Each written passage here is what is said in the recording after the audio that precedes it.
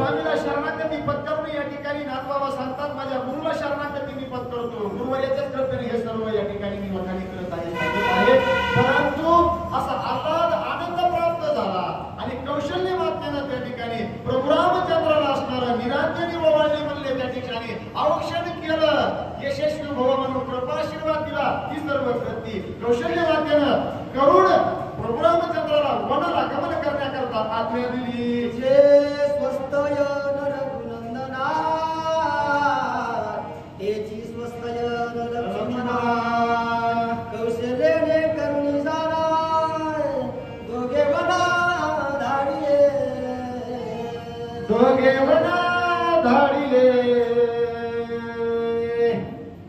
जे स्वस्तेन प्रभू रामा जशी भवानी जसं काही आसमान स्वस्तेन केलं ऑप्शन केलं प्रभू रामचंद्राचं त्याच पद्धतीनं लक्ष्मणजीचं केलं आणि दोघाही बंधूला त्या ठिकाणी म्हणले वनाला गमन करण्याकरता कौशल्य मातेनं पाचारण केलं मिळवण केली निरोप दिला म्हणून सांगू लागले. लागोरी मातेच्या चरणात इति करोनी तदक्षिणाय वेगे निघावया वनाय निज भवना रामना. लागलीच प्रभू रामचंद्राने कौशल्य मातेचं दर्शन घेतलं. लोटांगण घातलं प्रदक्षिणा केली निघाल्या बरोबर आपल्या निज भवनाला स्वतःच्या भवनाकडे येऊन प्रभू रामचंद्राचं आगमन झालं. राक्षसेका श्रीरामूर्ती गजवेल प्रपत्नी ओवळावया सीता सती हे बोली आरती दिसत. जगज्जननी मातेची आई साहेब सीता देवीची ही काही कुठलीही घडलेली वार्ता हे दृश्य कानावर नव्हतं. ताट भरलेलं होतं. ताटामध्ये निरंजनी होती आरती ठेवलेली होती आणि आई साहेब सीता देवी प्रभू रामचंद्राची वाट पाहत होत्या.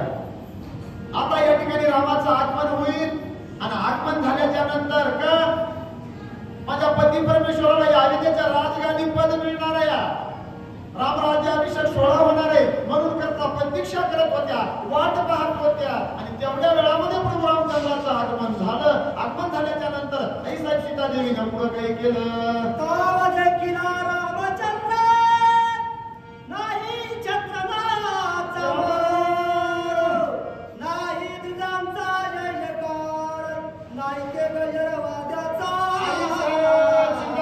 प्रभू रामचंद्राकडे पाहिलं.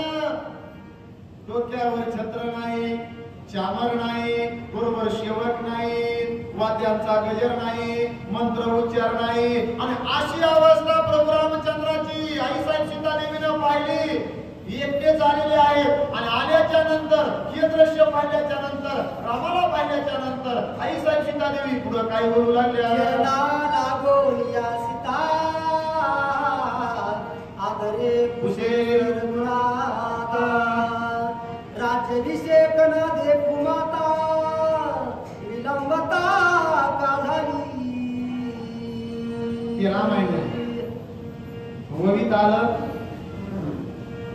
चरणा लागोनिया सीता आदरे कुशेर गुणाता. म्हणजे आल्या बरोबर पाणी देऊ का चहा देऊ का असं म्हणी जा. नाही ते दिवसभर बाहेर केल्याच्या फुराक झालेला असतो टेन्शन मध्ये असताना आल्याबरोबर तुम्ही दुसरं चालू केलं का हे बिघडत पुन्हा. आणखी एक भोजन करते वेळेस बोलत जाऊ नका दोन नाही आंधळे मला तसंच आहे. यांना मी माहित असतं हे चिमटी तिथं सापडत आहे म्हणून ताट पुढं वाटत्या पुढं सरून बसत्या पुन्हा कसं ऐकतात का मी काय म्हणते त्यामध्ये थांबलं तर जेवण मध्ये नाही कारण यांना माहिती एकदा जेवण झालं भोजन झालं पुन्हा ऐकत आणि बरं तर बरं हे बरं कानाला मोड लागलं तर बरं नाही तर मग जेवण मी तिकडे तसं नाही केलं आई साहेब सीता देवीनं. अगदी आदरानं समोर गेल्या चरणावरती नतमस्तक झाल्या पती परमेश्वराचं दर्शन घेतलं. तुका म्हणे पतिव्रतांची देवावरी सत्ता पाच प्रतिवर्त्यामध्ये म्हणूनच आई साहेब सीता देवीचं नाव येतं. या अगोदर चरणाचं दर्शन घेतलं आणि आदरानं पुसू लागल्या. रामा काय अवस्था झाली काय वार्ता घडली पुढे बोलू लागल्या. अभिषेक नाही तत्वता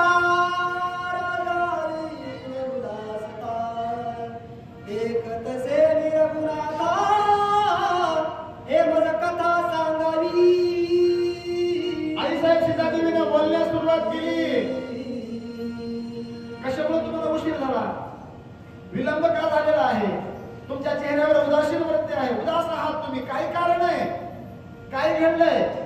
या रामराज्याविषयी सोहळ्याची काय कथा झाली या? हा सोहळा पार पडलाय का? नाही झालाय का? तुम्ही असे उदास कशामुळे? आणि हे कळायला पाहिजे. आईसाहेब सीतादेवीने चेहरा पाहिल्याबरोबर, नाही तर काही माता मावल्याचा काय रटा चालू असतोय, काहीच बघत नाही. ते आल्याबरोबर यांच्यात तोंडाचा पट्टा चालू होतो. काही माणूस एवढे मर्यादेच्या बाहेर बोलतात म्हणून तर जुन्या माणसामध्ये खापर असतं तर कुठून केलं असतं. बरोबर आहे का? एवढी बरोबर किती बोलावं याला मर्यादा आहे, किती खावं याला मर्यादा आहे, किती काय गोष्टी कराव्यात त्या सर्व गोष्टीला मर्यादा आहे. मर्यादा तसं आई साहेब सीतादेवी विचारू लागल्या, काय कारण आहे मला ही सर्व तुम्ही कथा सांगावी.